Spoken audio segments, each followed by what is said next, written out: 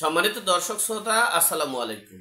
আজকের বিষয় হচ্ছে পাকিস্তান পদ্ধতিতে নির্বাচন ব্যবস্থা আইন পাশ করতে যাচ্ছে, সে বিষয়ে সংক্ষেপে আপনাদের সাথে শেয়ার করছি।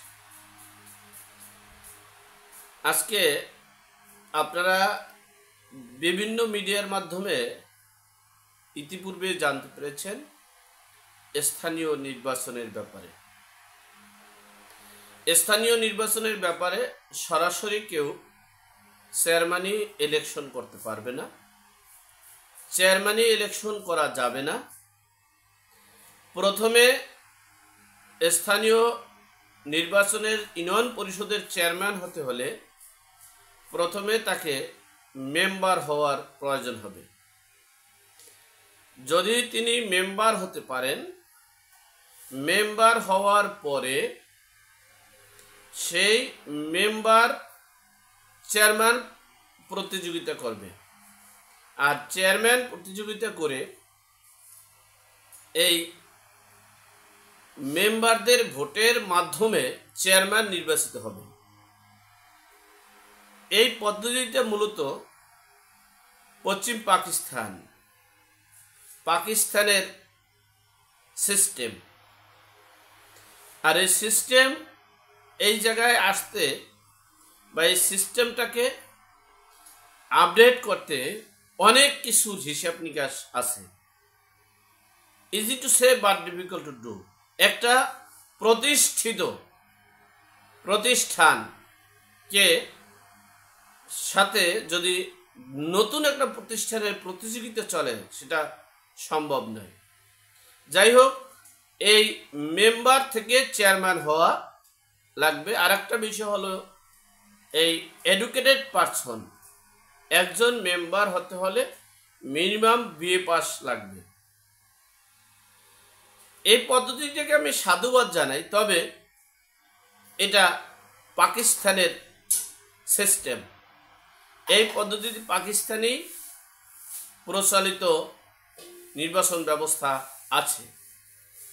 আমার একটা দুঃখের বিষয় হচ্ছে, পৃথিবীর এত উন্নত রাষ্ট্রগুলো আছে, গণতন্ত্রের প্রতিষ্ঠিত গণতন্ত্র রাষ্ট্র আছে, সেই রাষ্ট্রকে আমরা ফলো না করে আমরা পাকিস্তানের পদ্ধতিতে ফলো করব কেন? এবং পাকিস্তান ভারতের পদ্ধতি আমরা ফলো করে চলবো কেন? কেউ আমরা ভারতকে ফলো করব, কেউ আমরা পাকিস্তানকে ফলো করব। এই পাকিস্তান আমাদের পরাজিত শক্তি, আর ভারতও আমাদের একবারে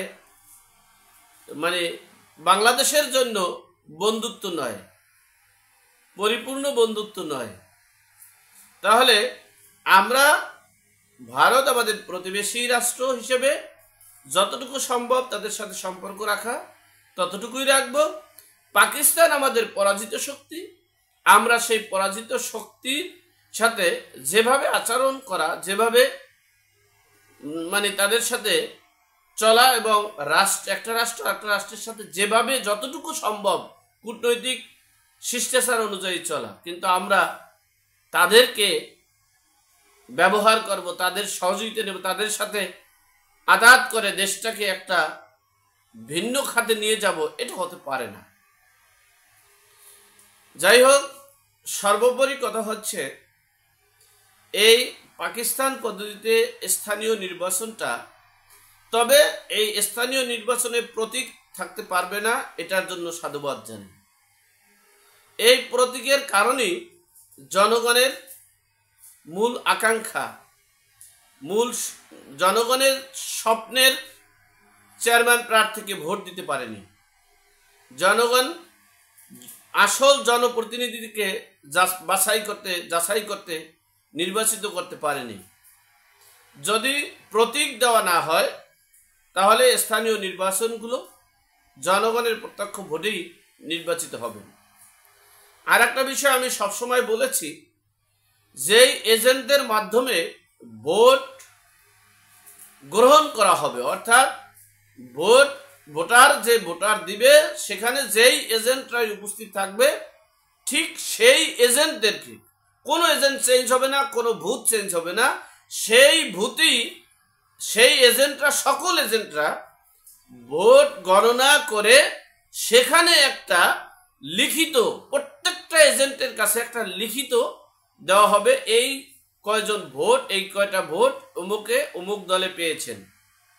ভোট নিয়ে অন্য কেন্দ্রে যাবেন, সব নিয়ে ওখানে যাবেন, যাওয়ার সময় এক বাক্স ফালাই দিবেন।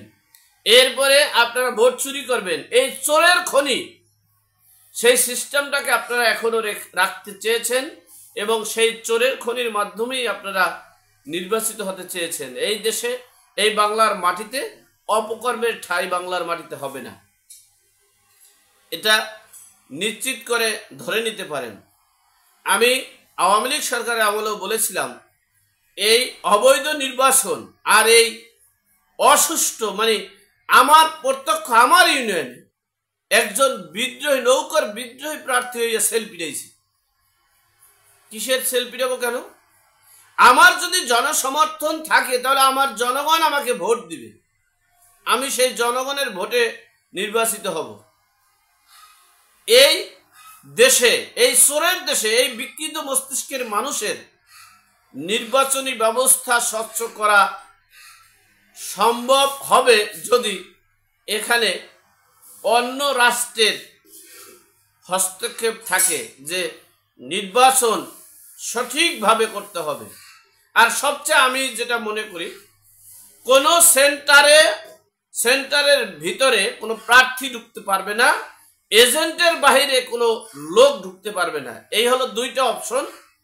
এক নম্বর অপশন হলো কোনো সেন্টারের ভিতরে প্রার্থী ঢুকতে পারবে না এবং এজেন্টের বাইরে কোনো লোক ঢুকতে পারবে না। 3 নম্বর অপশন হচ্ছে, যেভাবে যেখানে ভোট গ্রহণ করা হবে ঠিক সেভাবে সেই জায়গায় ওপেন ভোট গণনা করে একটা মানে রেজাল্ট তাদের হাতে দিতে হবে। সেই বুথে, কোনো বুথে যাওয়া স্থানান্তর করা হবে না, কোনো এজেন্ট বের করে দেওয়া যাবে না, কোনো একজন এজেন্ট থাকবে এটাও করা যাবে না। সেই ব্যবস্থা করলে হয়তোবা 95% স্বচ্ছ করা সম্ভব হবে। আর যদি মন চায় যে আমি তো এখন গণহারে হত্যা করতেছি, গণহারে লুটপাট করতেছি, নির্বিচারে হত্যা করতেছি, লুটপাট নৈরাজ্য করতে পারতেছি, এগুলোও করা সম্ভব, করতে পারেন, কিছু করার নেই।